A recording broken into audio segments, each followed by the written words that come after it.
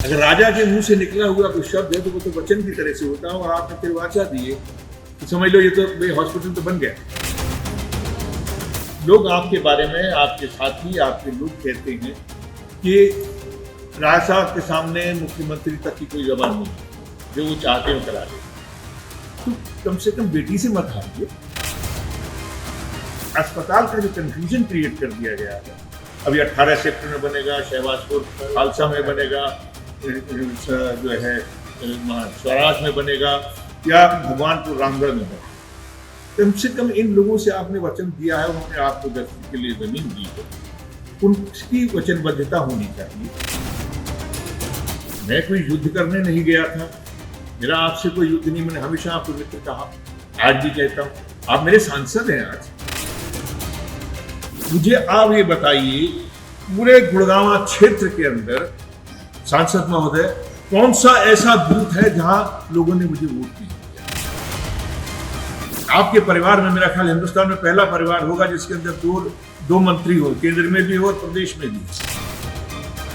तो दिल की बात मत समझ, हम दोनों का फर्ज है, हारे हुए का भी और जीते हुए का भी। तो फर्ज है कि हम लोग जनता के लिए चले। जनता की आवाज जो होती है वो नकारा होती है, वो आवाज ऊपर वाला भी सुनता है। मुझे दुख हुआ, यहां पर एक अस्पताल का मसला है। अस्पताल किसी गांव का, किसी मोहल्ले का, किसी कस्बे का नहीं होता।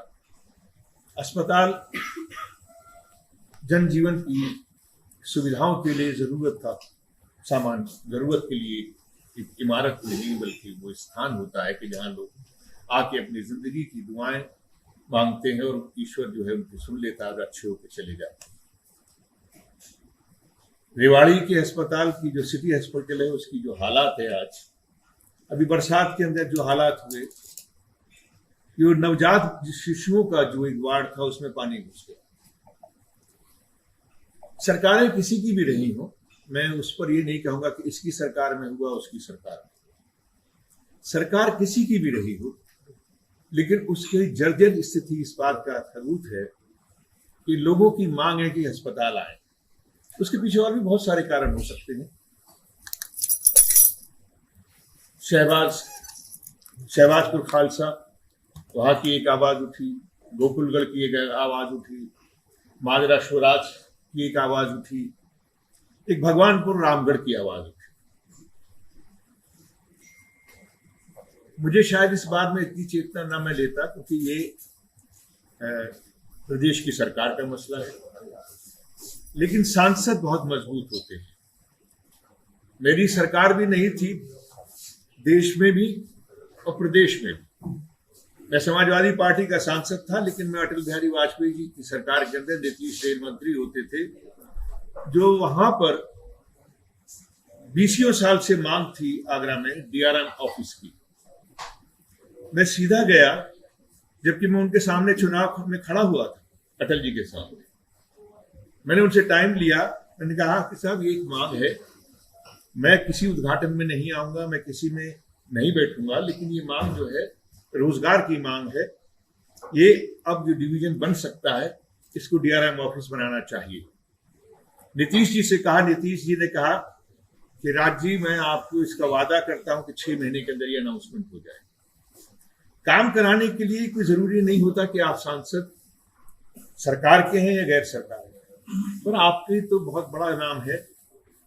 हम लोग तो मजदूर परिवारों से हैं, आप तो राजा परिवार से हैं, और राजा की जबान बहुत बड़ी जबान होती है। अगर तो ये एक जो चल रहा है, जो वायरल हो रहा है या क्या है, वो जो एक टेलीफोन कन्वर्सेशन है, अगर वो सही है, मैं नहीं कह सकता कि वो डॉक्टर है या सही है, मुझे नहीं मालूम।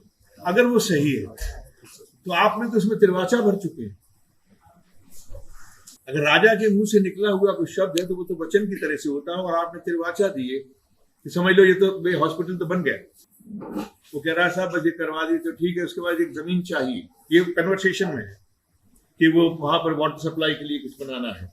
तो उसने कहा साहब ठीक है, हम 10 किले जो दे देते हैं, और हमारे अस्पताल का क्या होगा? अरे वो तो कह दिया मैंने, बन गया। और बन जाएगा। तो उसमें ये चीज है, उन्होंने उस सामने वाले ने कहा कि भाई ठीक है, अगर ये चीज है तो हम अभी गांव वालों से बात कर लें, फिर वो आपको सड़क की चौड़ी करने का रास्ता दिलवा देंगे। ये तमाम चीजें होने के बावजूद भी उन्होंने कहा है, मैं हो सकता है कि वो उनको अपना रिश्तेदार मानते हो या अपने बच्ची के समान, अपनी बेटी के समान, बेटी मानते हो, बेटी मानते क्या हो, बेटी ही है, लेकिन आज वो प्रदेश की मंत्री है। जब ये लोग आपके बारे में, आपके साथी, आपके लोग कहते हैं कि राय साहब के सामने मुख्यमंत्री तक की कोई जबान नहीं, जो वो चाहते हो करा ले, तो कम से कम बेटी से मत हारिए। जनता के लिए बेटी को कहिएगा, उसको कहिए। अगर आप नहीं कहना चाहते हो तो हमारे लिए भी हमारी बेटी की उम्र की है, हम चले जाएंगे। लेकिन अस्पताल का जो कंफ्यूजन क्रिएट कर दिया गया है, अभी 18 सेक्टर में बनेगा, शहबाजपुर खालसा में बनेगा, जो है स्वराज में बनेगा, या भगवानपुर रामगढ़ में बनेगा। कम से कम इन लोगों से आपने वचन दिया है, उन्होंने आपको दस्तखत के लिए जमीन दी है, उनकी वचनबद्धता होनी चाहिए। कम से कम उनसे बात तो कीजिए, उनसे मिलिए तो सही। मैं आज गया था इस गांव में, राम मेहर सिंह जी के निधन के बाद में उनको श्रद्धांजलि देने के लिए, जैसे ही मुझे पता लगा, वहां पर आज ये लोग यात्रा कर रहे हैं। मैं यात्रा में उनको साधुवाद कहा और मैं चला आया, क्योंकि मैं पुरसे में गया था, मैं वहां फिर नहीं था। मेरा मानना यह है कि ये जिद का विषय नहीं होना चाहिए। अस्पताल में, और आप स्वयं कह रहे हैं कि 60% लोग मेरे हैं और 40% दूसरे खेमे के हैं। भाई मेरा क्या खेमा होगा? मैं कोई युद्ध करने नहीं गया था, मेरा आपसे कोई युद्ध नहीं। मैंने हमेशा आपको मित्र कहा, आज भी कहता हूं, आप मेरे सांसद हैं। आज जीता कोई, हारा कोई, उससे क्या मेरे आप दुश्मन तो हो नहीं सकते। आप मेरे सांसद हैं। तो मैं आपसे इस बात का निवेदन करता हूं कि हमारे साथियों ने अगर किसी ने कोई गलती की है, मैं उनकी गलती मैं माफी मांग देता हूं, लेकिन कम से कम अस्पताल तो दीजिए। आप किस जिद में बैठे हैं? ये कोई जिद आम आदमी से थोड़ी होती है। ये जिद कोई ऐसे लोगों से होती थोड़ी है कि जिनके पास हथियार 5 साल के बाद में आ गए। चुनाव 5 साल तक आप जो आनंद लेंगे और 5 साल के बाद उनके पास में हथियार हो आता है, वो आपको देते हैं। मुझे आप ये बताइए, पूरे गुड़गांव क्षेत्र के अंदर सांसद महोदय, कौन सा ऐसा बूथ है जहां लोगों ने मुझे वोट नहीं दिया? तो मैं ये कह दूं कि साहब मैं उस बूथ पे 500 मिले, उन 500 लोगों के लिए काम करूंगा? नहीं। जिस गांव ने, जिस बूथ ने मुझे अपना माना है, मैं उसके लिए, मैं हारा हुआ हूं या जीता हुआ आप हैं, लेकिन हम दोनों का फर्ज ये बनता है कि हम इस विवाद को न लेके चले कि जनता के लिए ये 60 लोग भी उसका इस्तेमाल करें। 60 ही नहीं बल्कि रेवाड़ी से भी लोग आएंगे और भी कहीं से आएंगे। कोई भी एक अस्पताल, सब जगह अस्पताल बनाइए ना। क्या है, अरे 200 बेड का है, आपके पास क्षमता है, आप बांटिए इसको, 4 जगह बनाइए। मैं तो कहता हूं क्यों ना बने, जब इतनी बड़ी समस्या है, लोग रो रहे हैं कि अस्पताल चाहिए, 5-5 गांव तैयार हो गए जमीन देने को। तो इसका माने क्या हुआ? आज 10-12 पंचायत के लोग थे, प्रधान थे, सरपंच थे, जो इस यात्रा में चल रहे थे। मुझे बड़ा शॉकिंग लगा।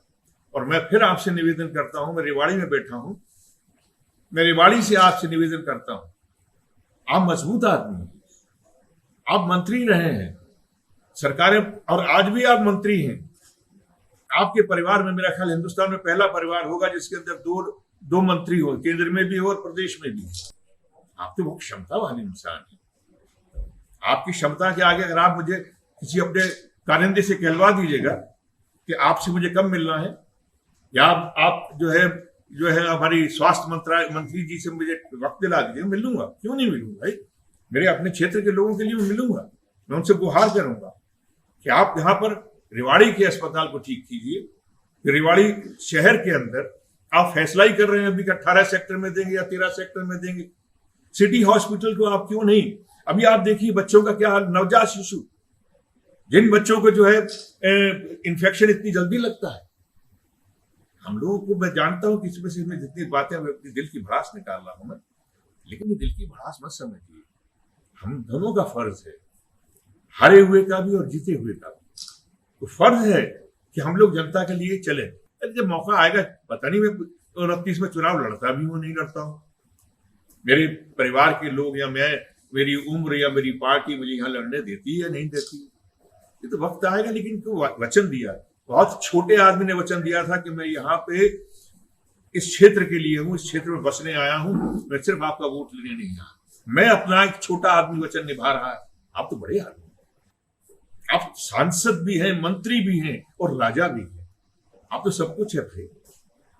आपका परिवार की पेडिग्री बहुत स्ट्रांग है, आपका शिजरा बहुत स्ट्रांग है।